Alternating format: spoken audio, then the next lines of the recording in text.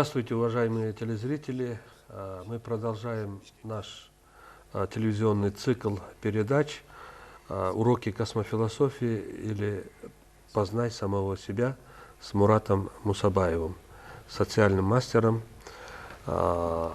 Сегодня у нас в гостях Мурат Мусабаев, соратник, сподвижник Мурата, эксперт по его работам, Михаил Стародубов. И также у нас сегодня наш молодой участник нашей передачи, тоже Мурат Мусабаев, внук нашего гостя. Добро пожаловать, уважаемые гости.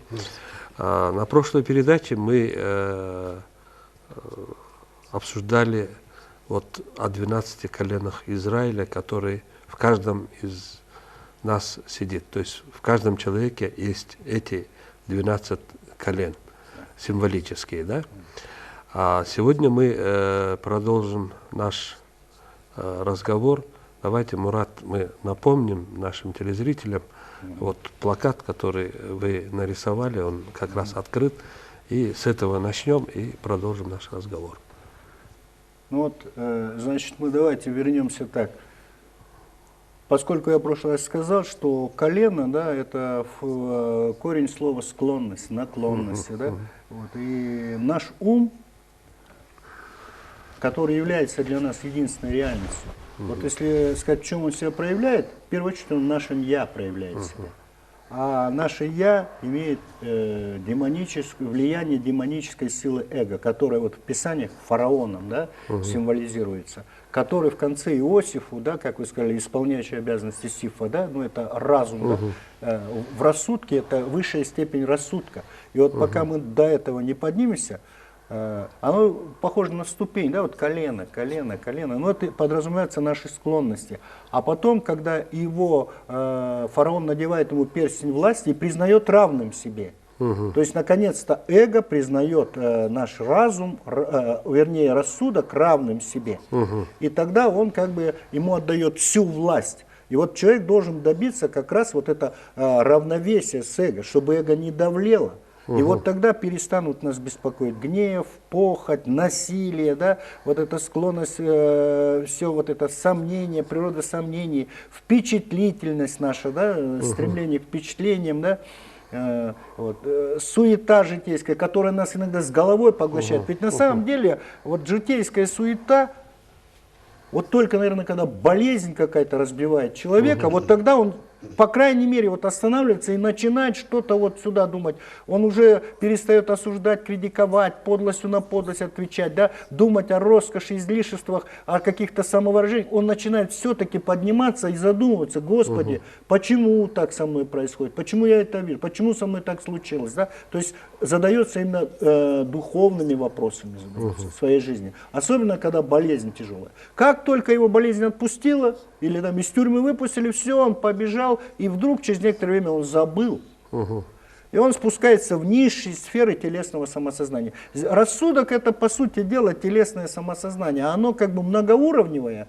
И вот какая-то склонность, они все в нас есть, но преобладает какая-то. Условно, может быть, это совершенно, вот, допустим, хороший, там, интеллигентный человек, художник, да, но он потом взбесился вот здесь, да, опустился на этот уровень, и избил ремнем там сына, там еще что-то, переусердствовал, да, потом начал думать, потом ему впечатление приходит, он вроде начал мучиться чем-то, да, и потом снова пришел такое уравновешенное состояние. Ведь мы падаем, понимаете, нисхождение происходит, а должно быть так, это должен быть контроль. Поэтому, когда фараон надевает Иосифу перстень власти, каждому из нас, когда мы эго преодолеваем, да, оно становится как лестница Якова, да. Вот, то есть все 12 колен уже подчиняются. Они все подчиняются. Это уже не колено становится, да, склонны. Все склонности, это, по сути дела, речь идет о контроле ума и умственных процессов. Вот я как раз хотел бы сказать, вот, Муратик, вот почему я думаю, что с раннего возраста надо прививать некоторые вещи.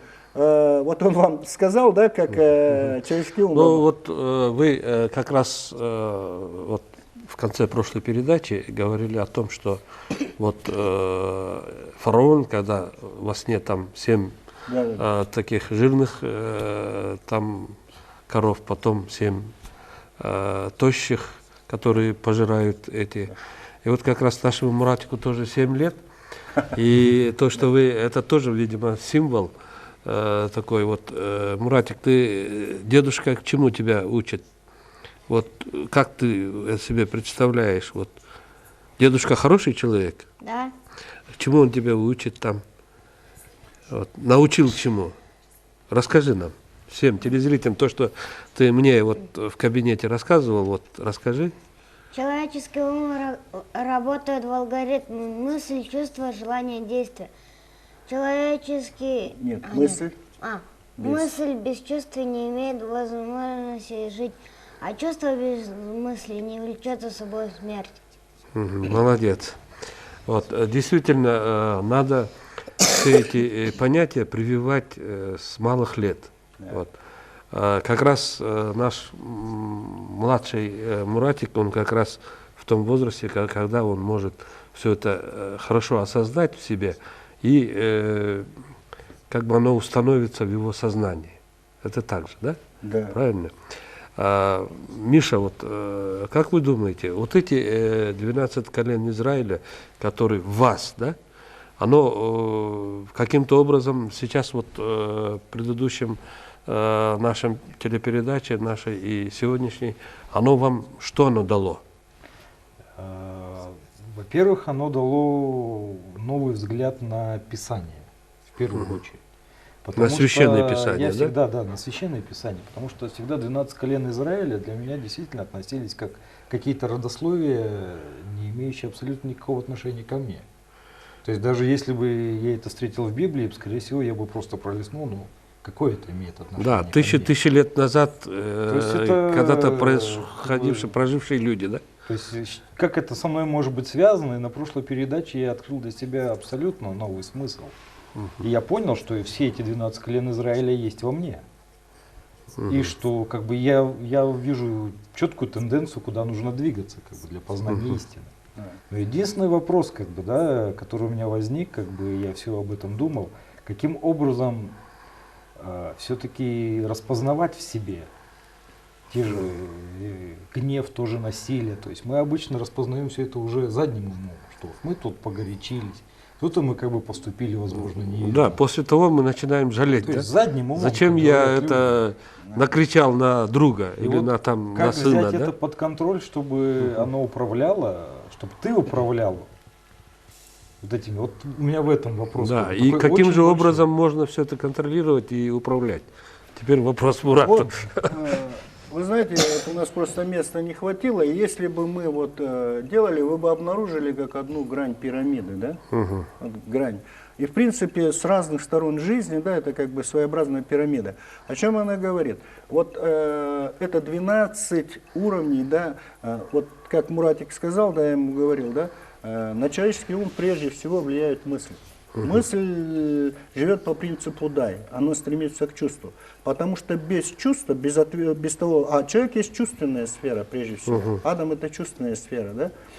Если чувство не ответит мысли, в нас не может произойти тот процесс, который мы называем психоэмоциональными процессами, то есть переживания наши какие-то, чувствования внутри, да?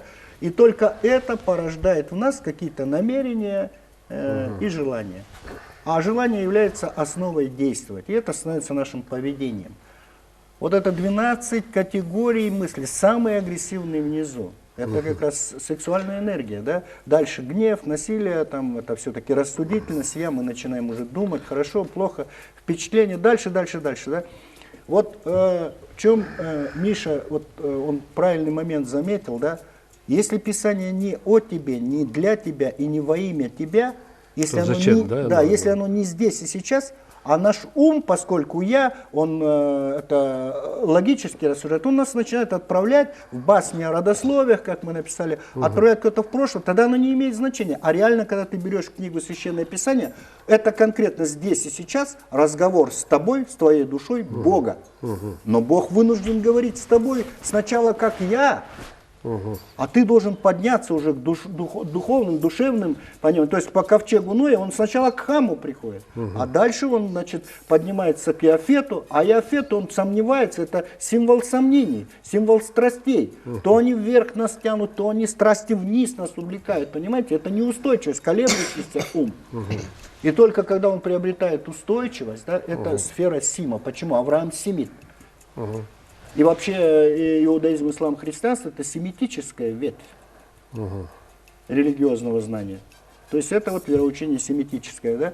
И вот мы как раз должны понимать такую вещь. Поскольку мы говорим о рассудке, рассудок — это я это фамилия ума, а ум находится под влиянием эго, символического фараона, то мы должны понять, что мысль приходит нам в голову. И вот все начинается с контроля мыслей.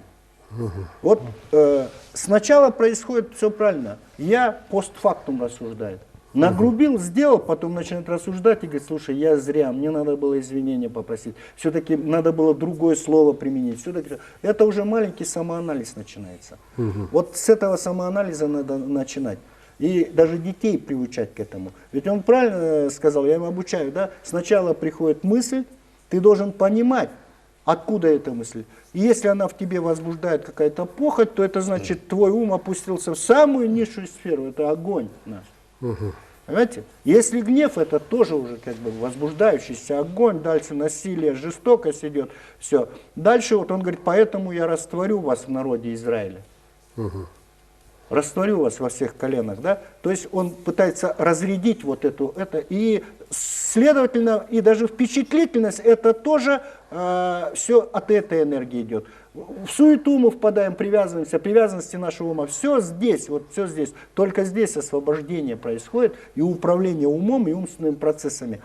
Вот я еще бы хотел сказать, почему, да, Миша правильно задел, он как раз грань между Ветхим и Новым Заветом. Здесь они показаны братьями. Братья жили порознь, они предали Иосифа, продали его. Потом он, значит, по библейской символике, когда он стал правителем Египта, он их позвал к себе, всех 12 братьев, отца привез. Да? И вот я хотел бы перейти. Это переход к Новому Завету, да, когда сейчас мы, еще вот здесь вот такой момент, скажем, вот когда мы говорим, сейчас вернемся еще к Ветхому Завету, да, потомство Адама. Потомство Каина написано. Но все знают, что вроде бы Адам познал Еву, жену свою, и она родила Каина. Почему в потомстве Адама не указан Каин? Да, вот этот вопрос я тоже хотел вам задать. Каин, он, как вы здесь, его отдельным коленом вы... Да. Это не я. Вот в Библии, да, потомство Каина указано. Вот Каин. Это наш символ я или эго, сила противодействия. Енох. Дело в том, что здесь не подразумевается вот эти родословия. Здесь вообще о родословиях речи нет. Вот если мы говорим о подсознании, о духе, да, вот сказано, Адам, во-первых, Авеля он убил, вместо него он родил Сифа. Каин убил Авеля, да? Каин убил Авеля, да, и, соответственно, вместо него она родила Сифа, да. Здесь речь идет о как бы экстраполяции вот, из Царства Божьего, да, вот как мы первый уровень, он проникает в сферы светлой материи, дальше вниз идет в сферы плотной материи. И тогда сила подсознания нашего, да, это даже сила Христос, она начинает растворяться, создавая определенные функции, да, и нашего жизнеобеспечения. И возникают процессы. Так вот, если взять Авеля, поскольку Бог ноль, Адам это тоже отражение по подобию ноль, и он превращается в ноль. И вот это возбуждается то, что в нас дает процесс дыхания и осознания. Вообще дыхание может из знак равенства поднять сознание. Нет сознания, нет дыхания. Нет дыхания, нет сознания. Вот. Во сне мы дышим, поэтому сознательность не теряем. Вот он превращается в ноль. Он его убивает, и он символизирует как раз самый тончайший вид нашего разума, который называется интуиция. Он же сказал: голос брата твоего, кровь брата твоего вопиет из земли. У нас действительно голос интуиции очень тонкий такой, мы его едва слышим, мы практически не слышим, да? Как мы говорим, шестое чувство, когда оно вот что-то дает, и мы тогда начинаем, кто тонкочувствительный человек, да? У творческих натур, вот интуиция, наитие, да, потом вдохновение, вот это все отсюда происходит. Теперь процесс дыхания и осознания, да, он как бы потом вместо него, но должна быть для противостояния Каина более грубая сила. То есть разум более деятельный такой, который в теле должен быть. Вот рождается Сиф. Иосиф становится кем? Иосиф. Он подражение Сифу, да, как вы сказали, исполняющий обязанности. Это уже процесс нашего мышления. Но на мышление на высоких уровнях, да? Теперь дальше сказано, Сиф прожил столько-то и умер. Не умер в физическом смысле, потому что его не должны. Просто эта сила растворилась в следующем, как бы, почему? Это же сыновья, значит, это силы. Силы внутренние, силы нашего подсознания. Адам никуда не девается. Он через Авеля, потом Сиф, теперь Енос. Процесс кровообращения. Вот никто не знает, какая сила движет нашу кровь. У нас за день тонны крови переворачиваются, да? А кровь, соответственно, несет что? Вещества по телу, питание несет, правильно? Следовательно, Енос написано, умирает, вернее, он рождает Каинана, потом он умирает. Он не умирает, он растворяется здесь. Одна сила детерминирует другую. Дальше, значит, Каинан, процесс обмена веществ. То есть кровообращение создает обмен веществ. Дальше Каинан рождает Малилиила, потом умирает. Вот процесс обмена веществ, соответственно, обуславливает процесс обновления клеток. Никуда не девается, это одновременно в нас все присутствует. Мы сейчас сидим, телезрители сидят, слушают, и все это происходит внутри них. Но на эти процессы не влияет это наш ум, он их не регулирует. То есть мы дышим, мы даже не замечаем этих процессов. Как будто они сами про себя происходят. Они не происходят сами по себе, потому что они являются следствием деятельности подсознания, да, которое растворило себя в разных силах. Да? Дальше. Обновление клеток. Дальше Малилиил рождает Иореда, да, процесс слуха возникает. Самый быстрый орган восприятия слух, да. Но это не действие послушать, а это процесс. Вот мы сидим, какие-то звуки, фоны издаются, и мы в процессе слуха находимся, поэтому в любой момент можем воспользоваться. Наш ум может воспользоваться, послушать там музыку, прислушаться что-то, да.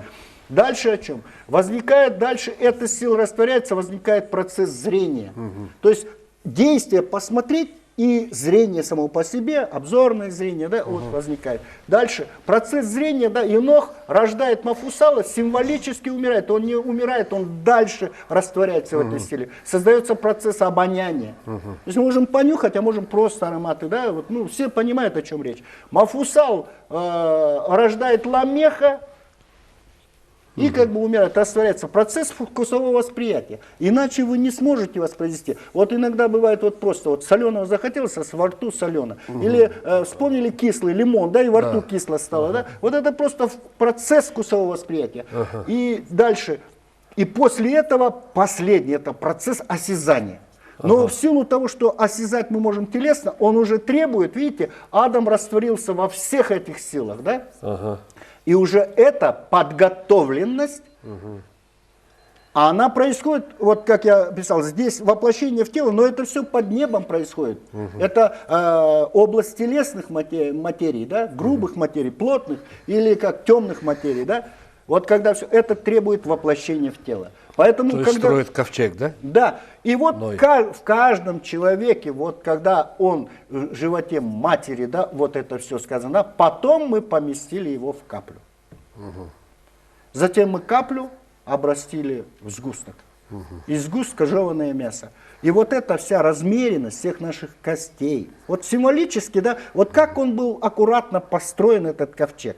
Ковчег тела и телесного самосознания. Трехуровневое, 3 палубы. Это тоже отождествление идеи ковчега Бога, который вездесущий, соответственно, он в каждом из нас присутствует. Да? И теперь дальше, да, вот эта размеренность построения тела, поставить органы, да, животные попарно входят, это как раз животный символ чего? А символ как раз нашего клеточного уровня. Ведь каждая клетка парная, понимаете, да? И вот, соответственно, каждой твари по паре, да, символически мы создаем, ведь тело это животная природа, но это высшая форма животного тела, да? И вот это все вошло в ковчег Ноя, и он, соответственно, почему сказано, что из всех, кто жил, народов, да, Ной был признан праведным и поднялся.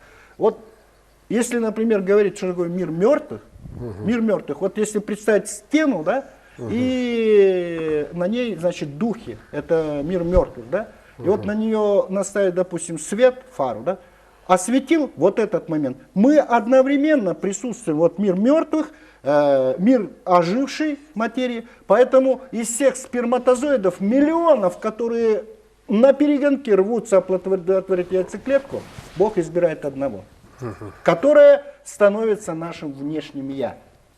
И вот условно даже в утробе матери вода, плод, как ковчег, 40 недель, там сказано 40 дней, здесь 40 дней. Вода прибывает, действительно, когда эмбрион дальше, вода соразмерно прибывает, и потом он порождается. А Арарат — это место, вот где тебя мать из чресла выпустила. Это у каждого свой Арарат, у каждого свой Ной, у каждого все вот это есть. Это именно линия духовного потомства, функция подсознания. Теперь в силу того, что тело выходит, правильно? Значит, старшинство Каина, я первое вышло. Человеческое я. Или эго наше. Природа нашего ума, эго, сила противодействия. То есть, если это сила действия, да, Авель — сила действия, выражающая себя в процессе мышления, да, а это сила противодействия. И вот это двоякость мыслей. Да, нет, добро, зло. Дальше что? Каин рождает Еноха. Это уже наша деятельность. Это, то есть, внутренние процессы, вынесенные на периферию. А на периферию вот наше зрение, слух, Ират, Гайдат, он же Михаил, он же Малириел, обоняние, Мафусал, здесь тоже есть Мафусал. То есть эти процессы на периферию выходят. И вот Ламех — внешнее осязание. Понимаете? Это почему именно сопоставляются. Те, которые в действии, они и в противодействии тоже действуют, да? Конечно. То есть получается, что внутренние процессы выходят на периферию внешнего восприятия. И поэтому мы имеем зрение, слух, все. Но в то же время, вот, допустим, когда сказано о том, что когда Иисус Навин перешел, после смерти Моисея, перешел Иордан, и как Иерихон, город Иерихон, они обходили Иерихонские стены, и 6 царей восстали против Иисуса Навина. Это как раз, когда мы... Иерихон символизирует наше телесное сознание, да? Телесное самосознание, наши представления, систему жизненных ценностей. Вот как мы... Вот сегодня все находятся в Иерихоне, неразрушенном Иерихоне наших стереотипов. Во всем, в экономике, в политике, в определении жизненных ценностей, в определении философии жизни, да, вот вообще, чего вы не коснетесь, мы все вот в этом, да, а поэтому мы опустились вниз, религиозное знание утратили полностью. Все остальное болтовня просто, но это не религия. Это как раз что? Суждение о религии, вот, через внешние органы восприятия. Поэтому вот вы знаете всегда число зверя 3 шестерки, да? Вот когда вы свои представления о своем я строите через вот эти органы восприятия, вот вам 1 шестерка. Потом вы о душе строите, да, представление свое тоже через только 6, ну, то есть внешнее восприятие, 2 шестерка. Потом вы начинаете о духе и о Боге рассуждать, но опять же через только внешнее восприятие, вот они 3 шестерки. Это число зверя. Зверя нашего вот этого искаженного мировосприятия, понимаете? Дальше мы вернемся, когда будет очень интересно, когда мы откровение Иоанна Богослова будем слушать. Вот они 3 шестерки. Это можно на язык математики перевести. Понимаете, если вы будете даже в цифровых комбинациях использовать всего 6 цифр, они будут, достаточно много комбинаций можно сделать. Вот как помните, лото, да, 5 из 5, да, вот сделайте 6 из 6, это будет множество комбинаций, но это будет ограничено. Это не все, что можно сделать. А вот если вы возьмете от 0 до 9, это все цифры, которые возможны. Они до бесконечности, эти комбинации можно строить. Понимаете? До бесконечности. Если даже я на язык математики перевел. Это ограниченность, это наше, условно, почему мы и живем в сатанинском миропорядке, потому что все через внешнее. У нас все исторически там, географически тогда-то, это персонажи, люди, они как люди нам не имеют, мне, вот правильно вы сказали, Миша, какая мне разница, кто кого родил, кто кого, это тем более, видите, когда-то там, нет. Все только здесь и сейчас, ибо почему, говорят, Слово Божье вечно? Вечно это всегда. То есть ты сейчас первый раз открыл, начал читать, значит оно именно сейчас, именно в твоих руках. И именно тебе рассказывает о тебе, но через вот эти символы. Понимаете? И через эти ключи ты тогда открываешь суть. И я хочу, чтобы люди поймали алгоритм понимания глубинных, космогонических, именно с точки зрения космофилософии, смыслов этого учения. Тогда любой, даже нерелигиозный, называющий себя атеистом, он придет к осознанию того, как он работает в смысле энергоинформационной вот этой структуры, дух и душа. Почему вот это я, которое возникает, да, вот в мире мертвых, извлекла одно из сперматозоидов, это становится агрессивной нашей, это силой противодействия, да? А в яйцеклетке это то, что свыше пришло. То есть наш дух и душа, они в принципе вот в этой яйцеклетке, но они с силой противодействия сталкиваются, а без этого невозможно смастерить ни вот этот стол, ни вот этот вот агрегат, который мы телом называем, который наделен самосознанием, который плачет и смеется, страдает. Вот посмотрите любые вот даже фильмы, да, вот там везде, вот отношения вот этих я, вот он ее предал, он ее любит, он за ней уходит, да всю мировую литературу возьмите. В принципе, описание вот этих отношений я между собой. И вот дальше я хотел бы сказать, да, вот как раз теперь самое время перейти к тому, что вот христианство, да, приходит Христос.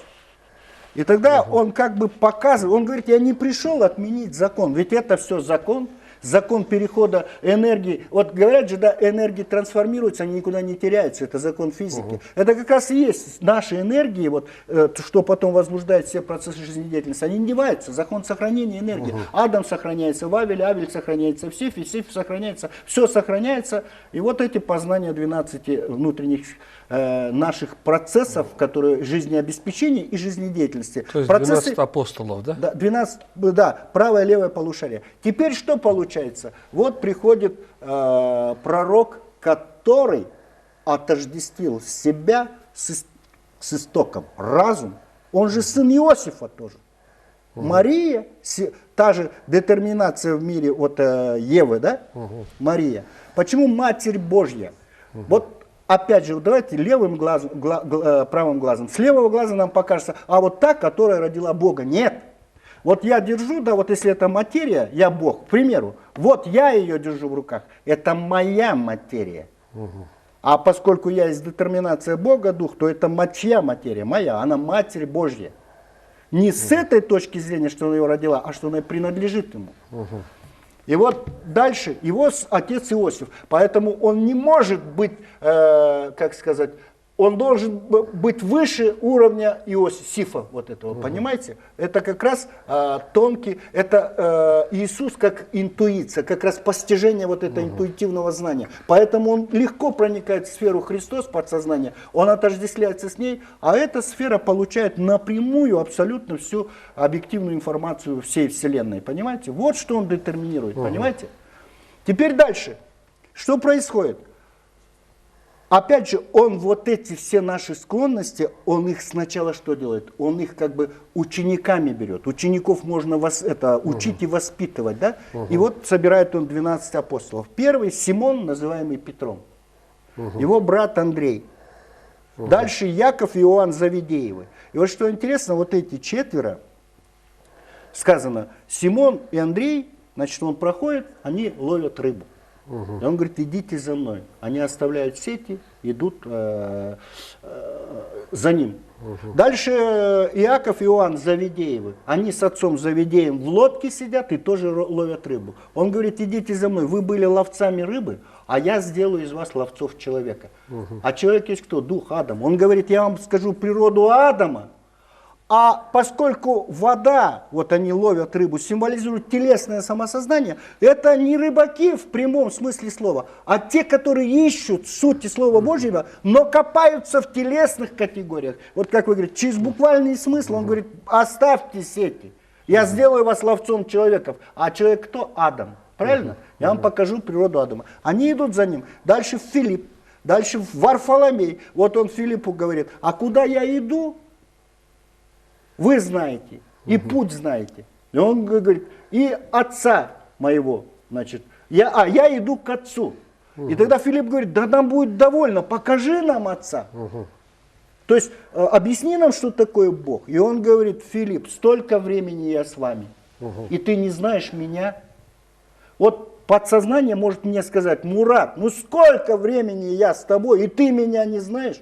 И он говорит: верь мне, что я в Отце. Подсознание мне говорит: верь мне, что я в Отце, а Отец во мне. Дела, которые я делаю, не я, Он делает, пославший меня. Видевший меня, видел моего Отца. То есть он говорит: если ты познаешь сферу подсознания, это тоже что дух, ты познаешь природу Бога, а человек сотворен по подобию. Если ты будешь отождествляться, ты уподобишься, и, соответственно, у тебя возникнет правильное, адекватное понимание с точки зрения косвенной философии, но только не с точки зрения «я». И вот дальше все наши вот это вот, он же был сборщик налогов, Матвей, да? Вот это как раз наши все вот эти тяги, но он их делает что? И самое, заметьте, что интересно. Иуда наверху, да? Да, Иуда. И вот теперь, да, сказано, он же Иуде, тому Иуде он сказал: до тех пор, пока не придет тот, кому власть принадлежит. Это символ. Почему иудаизм, да? Да потому что это природа нашего «я». И вот когда он говорит, вот все пытаются физически представить себе Иуду. В каждом из нас сидит Иуда. Иуда — это и есть наше «я». И поэтому он говорит: истинно вам говорю, ныне опускающий со мной руку в блюдо предаст меня. Так вот, наше «я», без которого мы ни очки не одеваем, ни глоток кофе не делаем, сигарету не закуриваем и не едим, с нами «я» опускает, все делает «я». Но «я» — это есть фамилия нашего ума, а природа его эго. И он говорит об обманчивой природе этого эго. Что оно предает. Мы сказали: откуда я взялся? Из мира мертвых. Поэтому он символически повесился потом, когда предал. Расхождение. Вы поняли, да? Вот это символика, да? Почему Петр привратник ворот рая? Да потому что вопрос, если вы хотите в рай подняться, а это символически высший уровень сознания, да, Царство Небесное, вы должны познать.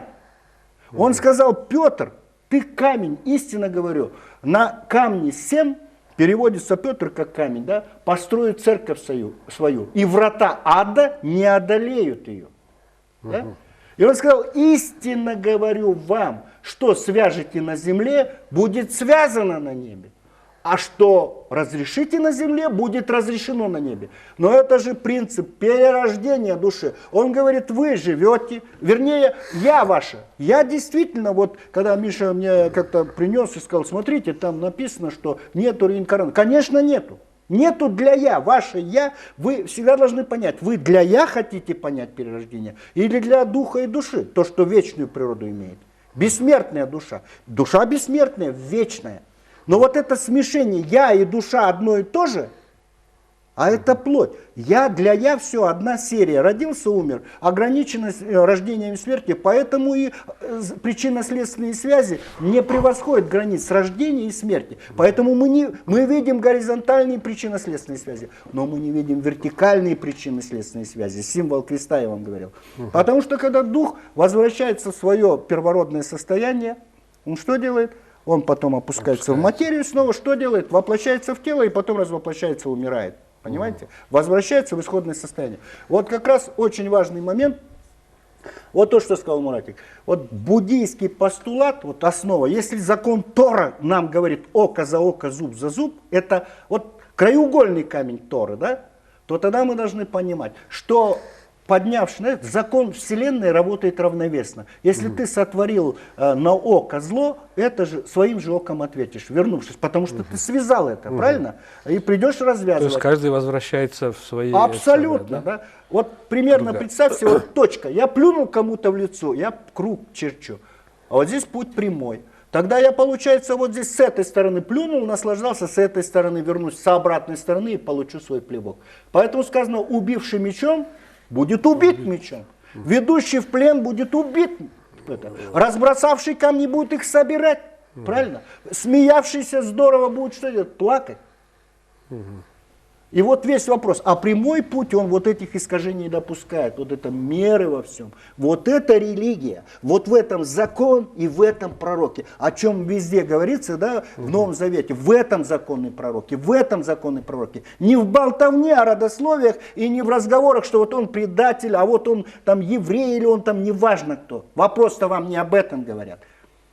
от я, поверьте мне, да, можно весь мир называть себя я тот, я этот, я член профсоюза, я атеист, я христианин, а в итоге все я разбегутся, это будут секты. Вот дойдет до того, что в каждом подъезде будет секта.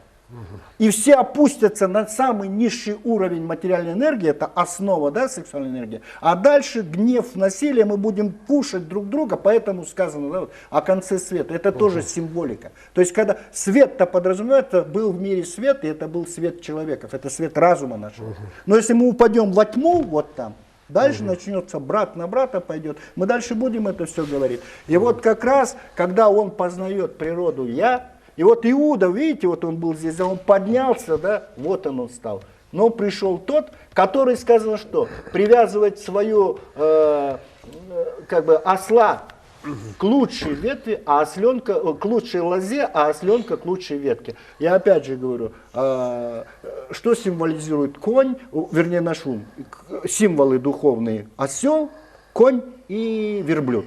Это состояние тупого, упертого, настырного ума, он у всех у нас бывает, такое состояние ума. Бывает норовистый, не хочет обуздаться, то есть он не дает разуму сесть на себя. А бывает верблюд: купи, продай, пошел, только обои, там, карьера, туда-сюда, вот все. Надо преодолеть эти состояния ума. Поэтому Иисус въезжает в Иерусалим на осле. Это же тоже символика. Подсознанием мое, вот он осел моего я. Но на нем едет тот. Но кладут цветы кому? Вербы, вот вербное воскресенье, да? Одежды подсылают кому? Тому, кого видят, осла, но не видят едущего на осле. Понимаете? Вот условно сейчас кто-то скажет: ой, Мурат, вербы постелит там. Ну, я символически говорю, чтобы понятно было. Одежды, как он здорово говорит. Да не я говорю. Видите видимое. Осел это видимое. Вы видите я, видите мой, как сказать, внешнюю оболочку видите, а едущего на осле Христа никто не видит, не замечает. А он не прикасается, он же едет. Это же тоже символика.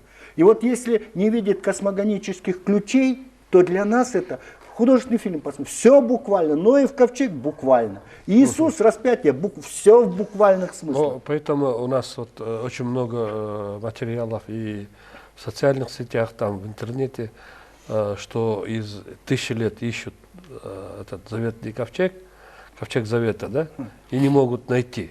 Вот. А оказывается, ковчег, оно в нас, конечно. В каждом. Ищи в себе, найдешь все. Познай самого себя. Стань самим собой. И тогда все. И самое главное, да, это дано даже пьяница, валяется в ворыке, последний, да, и ему дано. Все дано. Вопрос. Вот как в интернете, пользователя. Один может, коробку трогать, открывать, максимум мультфильмы смотреть. А кто-то может быть хакером. Вот она, та же самая коробка. И вот духовный путь — это вопрос, как ты сможешь пользоваться тем, что есть у каждого человека на земле. И в этом отношении Бог не обделил никого, в зависимости от того, а вот он хороший, они такой национальности замечательной, а эти нехорошие национальности, а эти такому государству принадлежат. Всем это дано, всем. И вот как мы можем, я всегда поражаюсь, как можно выстроить там государственные отношения, политику, экономику, да, если мы главного не знаем. И опираемся на я, вот на этого Иуду, который в конечном итоге предал, что? Подсознание ваше. Это ваше я. И когда мы в политике от я, в партиях мы от я, в каких-то профсоюзах мы от я, в сектах мы от я, в ортодоксальных конфессиях мы от я вы никогда, закрыт путь, вот сюда ты не войдешь от я. Вот Петр — это тот, кто, допустим, перестает быть я. Это тоже агрессивная энергия. Ведь когда пришли за Иисусом, по символике, да, в Гефсиманский сад, Петр вынул меч из ножен и отрубает ухо. Иисус поставил на место. А он сказал, что убивший мечом будет убит мечом. Да? И вот как только вы здесь и сейчас, вот кто-то может прямо сегодня открыть ворота рая, да, Петр откроет, и тогда он смело поднимется в эту сферу. Вот о чем речь идет. Понимаете? И вот как раз я хотел сейчас вернуться к тому, о чем вот сказал Муратик, да. Буддийский постулат, как я говорил, око за око, говорит, духовность без жизненности не дает человеку возможности жить. А жизненность без духовности не влечет за собой смерти. И вот этот, казалось бы, такой, постулат, все понятно. но его можно 20 лет учить, 30 лет учить, и не понять, о чем речь. И вот мы детерминируем любому человеку. Когда есть понятие дух высший, это чувство, дух низший, они все разрознены. Это как раз мысли. Да? И вот мысль живет по принципу дай, дай, дай, а чувство живет по принципу жертвования, на. И если чувство не отдаст себя мысли, невозможно даже стакан воды попить, потому что не родится желание, ты не встанешь, не попьешь стакан воды. И там, как я уже говорил, до строительства на Марсе каких-то там станций космических, все это внутри. Мысли, чувства, желание, действия. Так вот, допустим, говоря о материализации, вот сидит человек, я просто этот пример приводил как-то ребятам, да, по одному вопросу они интересовались. Любой маньяк с чего начинается? С того, что пришла мысль. С самого низшего уровня. Вот в соответствии с Симеон Левий. И вот он там женщину ножом тыкает, и он аж первый раз. Любой маньяк сначала пугается. Он сначала, что это я? И вот входит страх в него, и он сначала не может сопротивляться. Потому что даже я его теряется. Это же низшая сфера, да? И вот он первый раз отгоняет, там старается все, а дальше он-то испугался, и он отождествляется с этой мыслью. Он говорит, что это я, что это со мной происходит? Отождествляется с этой мыслью, она проникает в нее, а дальше этот злой дух 7 злейших себя притягивает, если он не успел за это время раскаяться, как в Писании сказано, да? А дальше он заполняет и демонизируется твое я, да? И тогда мысль просит все время дай, дай, дай, чего? Чувство. Чувство ответит, будет материализация. И вот на какой-то момент, вот в Новом Завете изумительные слова сказаны. Если бы вы знали, что значит милости хочу, а не жертвы. То есть я хочу вам в милость отдать себя, для созидания, детей воспитывать, там хлеб просить, все. Но если вы будете просить, я себя в жертву принесу. Вот это и есть жертвенность, да, сферы Христос. Тогда в один прекрасный день, а ведь сказано, стучите и обрящите, это, ищите и обрящите, стучите и вам откроют. И тогда, когда чувство отвечает всем мысли, а потом пишут в газетах, в Битцевском парке нашли труп женщины, там 50 ранений, отрезано то-то, то-то. Все, он это сделал. Она материализовалась. Вы это увидели уже во внешней среде. Это была первая мысль. И вот не знающий природу мысли не может с ними бороться. Вот все, что психиатрия, таблетки, да это можно подавлять сколько угодно. Если вы не понимаете вот этого алгоритма мысли, чувства, желания, действия, вот то, что я о чем говорю ему. Да? А теперь еще есть один такой момент, к символике. Вот как раз здесь, если можно, да, там, я хотел сказать, вот, ковчег Ноя. Это вообще изумительный вот такой момент, да. Значит, Хам, Иафет и Сим. Здесь я, Хам, отождествляет себя с плотью. Вот всякий человек, плоть, вот я. А значит, если плоти нет, остального нет. Этот я существует в границах рождения и смерти. Горизонтальной причины следствия он дальше не знает. Теперь Иафет и Хам. Вот сказано, да, Ной, как только ковчег его причалил к суше, он рассаживает виноградник. Соответственно, с Богом связан, да? Виноградная лоза, он познает сферу своего подсознания, да? Соответственно, познает природу тела своего, плод, да? О чем сказано? Отождествление. Почему он выпил вина и как бы пьяный, это все символика. Потому что, как и так мы изменяем свое психическое состояние, когда выпьем спиртное, точно так же духовное состояние. Он, трансфизическое перемещение на высший уровень сознания, он отождествляется, почему он голый лежит. Это отождествление вот со сферой ноль, с подсознанием. И в пещере лежит. Но Хам что делает? Он прямо подходит к отцу и видит его наготу. Выходит и рассказывает двум братьям. Двое братьев берут одежду на плечи и идут задом. Понимаете? Пятясь спиной и покрывают наготу отца. Одежды – это символ знания. Они показывают, что дух существует прежде, Адам существует прежде. И ты вот так прямолинейно, суждение, вот как раз это хамское суждение, когда мы говорим в исторических категориях, в плоских, телесных, это суждение от Хама. А ведь когда Ной проснулся, он проклял Хама. Он сказал, проклята за тебя земля Ханаана, да, и да будешь Ханаан рабом Иафету и Симу. А про Иафета говорит, да живет Иафет в шатрах Сима. Понимаете? И вот как раз есть еще не влечет за собой смерти. тут тоже колоссальный. Вот каждый посыл, он имеет несколько смыслов. Вот представьте себе, да, я об этом говорил, да, или нет, я еще раз напомню, если даже сказал. Для нас в общих представлениях от «я» смерть – это событие, которое каждого ожидает в неопределенном будущем. Это неправильно. Я говорил, смерть – это момент столкновения сперматозоида с яйцеклеткой, вот смерть. И дальше она тебя толкает из чрева матери. И тогда получается, что каждое мгновение жизни, вот мы сейчас говорим, и смерть пожирает время за нашей спиной, да? Но что интересно, я в то же время не знаю, что будет впереди, да? Соответственно, я иду, я пячусь назад, вот что значит Иофет и Сим. Я пячусь назад, о прожитых годах я имею суждение, потому что я их пережил.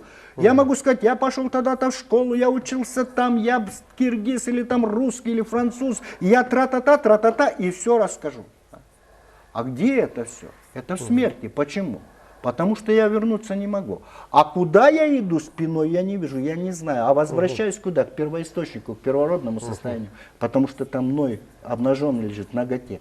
К Адаму. Я возвращаюсь к Адаму спиной вперед. И вот это время, которое мы называем время жизни, а оно-то есть. Вы говорите, один, значит, 35 лет пробыл в смерти и ушел. Другой 70 лет, 77, третий туда-сюда. Это все время смерти. Но мы смерть называем туда. Мы якобы разворачиваемся и идем. Нет. Вот оно.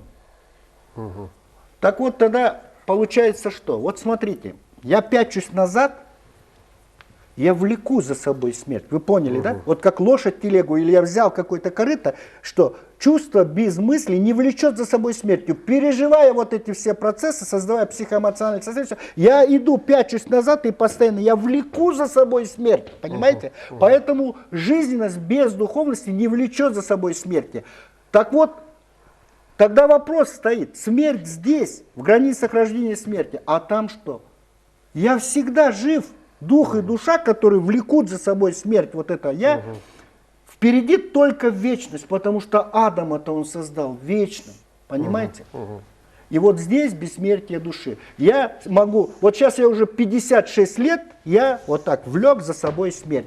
Что-нибудь вспомнить я могу о прожитых, да, вот с момента рождения, когда я себя помню. А вот что-то извлечь все я не могу, только память сохраняется. О будущем я не знаю. Но вот это и есть жизненность, моя чувственная сфера, она вечная, как и у любого человека. Но она, родившись здесь, что? Она влечет за собой смерть.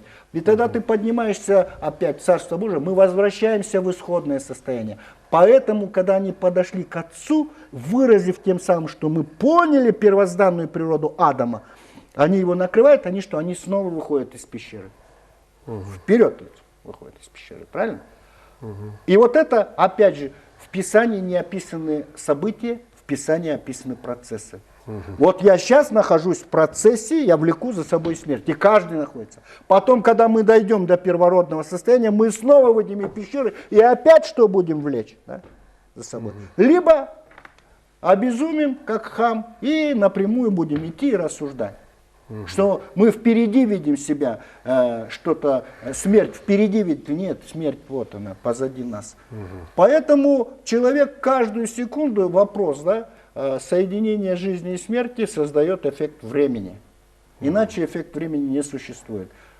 И тогда мы можем рассуждать о прошлом, настоящем и как бы будущем. Иначе эффект времени не создашь.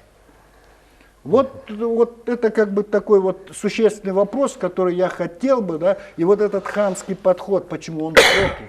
Мы сегодня, к сожалению, все, наше понимание религии проклято Богом. Почему? Потому что от хама, потому что мы понимаем через категории «я». И я никогда, я же сказал, два «я», если не станут одним целым, да, они никогда не станут одним целым, они так и останутся «я». Вот начиная с вообще взаимоотношений в песочнице, когда они друг у друга там горшки отнимают там, или там игрушки какие-то, начиная, когда они за посты там президентов воюют, когда они конкурируют за деньги, это все «я». Я наше, это природа эго. Поэтому существует по принципу есть «я», а есть не «я». И все, что не станет «я», все должно стать «я». Понимаете? И вот этот момент, да, Понимание природы я, понимание природы своего Иуды. Это и есть как раз суть величайшего вероучения, которое символически, ну и он уже как и даже с точки зрения символа, это же первый человек на Земле. Да? Вот с момента, как эта цивилизационная раса появилась, наша цивилизационная раса, это знание космофилософия. Для кого-то ислам, да, это одно и то же, для кого-то православие. Ну, это одно и то же, понимаете? Оно существовало всегда. И вот что самое интересное, да, вот мы с Мишей шли, я ему говорю: Миш, хочешь, я тебе расскажу о глупом человеке, да? Я докажу его глупость с точки зрения Хама. Пушкина он не читал, Лермонтова он не читал, там Чехова он не читал, Достоевского не читал. Он не знает, он ни художника ни одного не знает, ни Репина, ни Серова, ну никого он не знает, понимаешь? В школе не учился, математику не знает. Говорю, это, говорю, глупый человек. Он говорит, ну глупый, да. Вот я же ему взял, подал с этой стороны. Я говорю, а ты знаешь, говорю, а его Архимед зовут. Вот тогда вопрос. Ну жил же он как-то, ну не умер. Но тех, которые были после, не знал. Вот видите, как подать можно. А до Архимеда, извините, те, которые Архимеда не знали, мир существовал от начала до... Это вот человечество начало разваливаться и спадать в низшие слои вот этой материальной энергии, да, это буквально 6 тысяч лет. А до этого он существовал, не зная того, что знает, но они знали вот это. Они знали космофилософию. Поэтому в этом мире, да, мы это называем первобытной общинной историей, но для нас это понимается, да, что обвязанные в шкурах дикари нет. Нам так подают.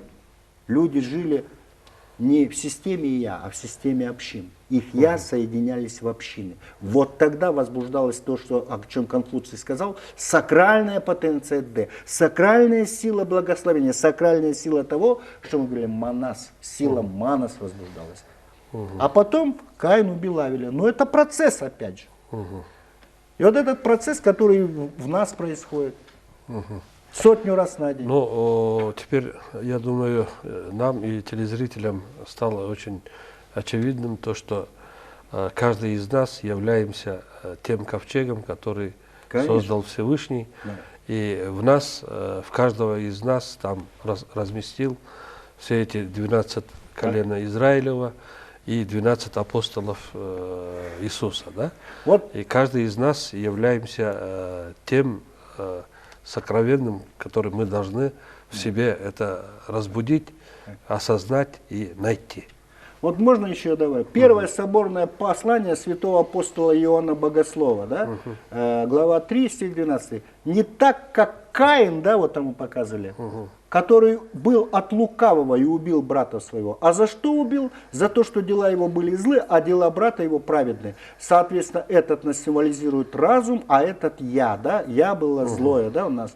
И он, вот поэтому он не входит, Миша, в потомство Адама, да. Он от лукавого, это демоническая природа. Она присутствует, но она не от подсознания, не от духа тянется. И дальше, вот в стихе 14 он говорит, мы знаем, что мы перешли из смерти в жизнь. Понимаете? Потому что любим братьев. Не любящий брата пребывает в смерти. То есть тот, кто не любит брата, он от я живет. Понимаешь? Когда два я соединяются, он любит брата, тогда возникает вот это целое одно. А покуда я, тра-ля-ля, вот вся наша жизнь, вот это тра-ля. А теперь почему, говорит, мы перешли из смерти в жизнь? Да потому что я влеку за собой эту смерть, и когда я понял, что я заблуждался, я мертвый на самом деле. Я в мире мертвых пребываю. И когда я понял, что вот сюда должен посмотреть. И он говорит, перешли из смерти в жизнь. Это как раз то, что он осознали. Переворот в сознании произошел. Мы перестали мерить категориями, что смерть впереди, а она вот она идет. Мы ее влечем за собой. Потому что я живет от рождения до смерти один раз. А потом для него, мы потом дальше будем, чтобы как бы не перенасыщать понимание телезрителей, да, я хочу, чтобы они потихонечку просто подумали над тем, что все-таки я видел это иначе. Особенно, вот я думаю, поскольку вот вы, оказывается, в YouTube выкладываете, да, в интернет, я хочу сказать, что, конечно, кто-то имам посмотрит. Кто-то там раввин посмотрит, кто-то, неважно, там лама буддийский посмотрит. Да? Я хочу сказать, не гордитесь. Не надо от я, от своего вот этого эго сидеть, попробуйте. Тогда у меня будет вопрос. Придите и скажите, пусть даже от себя, опровергните. Опровергните язык сердца и начните от ума рассказывать сказки, которые уже 6 тысяч лет рассказываются. Поэтому люди все дальше деградируют. Придите не с точки зрения соревнования, потому что нету нужды моему я соревноваться с чьим-то я. Понимаете? Вопрос в том, чтобы... Вот время, выделенное на нашу передачу, оно подошло к концу. Давайте мы тогда попросим телезрителей, если у них будут какие-то вопросы возникнут, да, или непонятные моменты, то они, чтобы написали на наш электронный адрес или позвонили на номер, который указан у нас будет в эфире, и задали свой вопрос. И мы на следующих передачах постараемся ответить на вопросы телезрителей. Это очень хороший формат. Я еще хотел бы вот 2 слова добавить, да, ведь если мы говорим о вере, да, вера должна основываться, вот как, допустим, если ты шапку на голову одеваешь, она должна на понимании основываться. Понимание должно основываться на знании, понимаете? То есть нельзя понимание одеть на какое-то знание, которое не существует. Мы сейчас, знание невозможно дать, знание надо взять. И вот поэтому мы говорим телезрителям, вот мы даем, выберите.